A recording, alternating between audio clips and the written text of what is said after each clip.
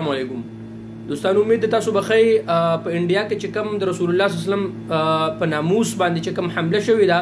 هغې باندې دا ویډیو تاسو وګورئ مختصر، او بیا په دې باندې خبرې کوو.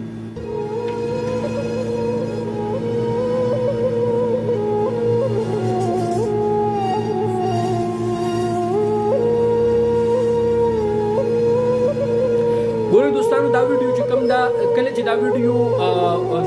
وکړه د دې انډیا کې د دې بھارتیه جنتا پارټي چې کوم ترجمانه ده په رسول الله صلی الله علیه وسلم په ناموس پسې خبرې وکړې، نو د هغې نه پس په عرب دنیا کې زموږ چې د کم پاکستان چې غلامان رسول دي، نو هغو خو ځان غلی کړل دی، هغو خو بس د اقتدار په دغه کې دي، هغه په تندر باندې مه لګوه. لیکن په عرب دنیا کې الا رسول الله صلی الله علیه وسلم یا مودي دا یو هشټیګ شروع شو، او تر دې پورې ورسېدو چې ټول عرب کنټریز کې په قطر، بحرین، کویت دیو د انډیا سفیر طلب کو، باقاعده احتجاج وکړو، او په سوپر مارکیټونو کې د بهارتي چې د انډیا چې څومره پروډکټ دي د هغې باقاعده بایکاټ شروع کو. اوس موږ له څه پکار ده دوستانو، په دې وخت کې د شرم مقام دی د خلکو دپاره چې په دې ټیک ټاک او په دې سوشل میډیا او فیسبوک باندې جینکۍ ګډوي او ورځ او شپه د جینکو سره خبرې کوي، ویډیوګانې جوړوي.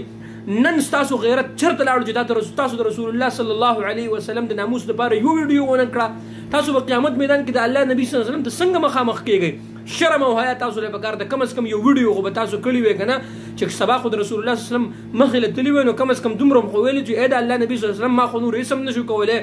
خو ستا د ناموس دپاره مې یو ویډیو خو جوړه کړه کنه. د سوشل میډیا دور دی، د الله بندګانو په دې هشټیګ کې حصه واخلئ، او څومره که تاسو په عرب ملکونو کې پاتې کیږئ او د رسول الله صلی الله علیه وسلم د ناموس دپاره څومره چې د انډیا پروډکټ دي، که هغه چاول اکثر په دې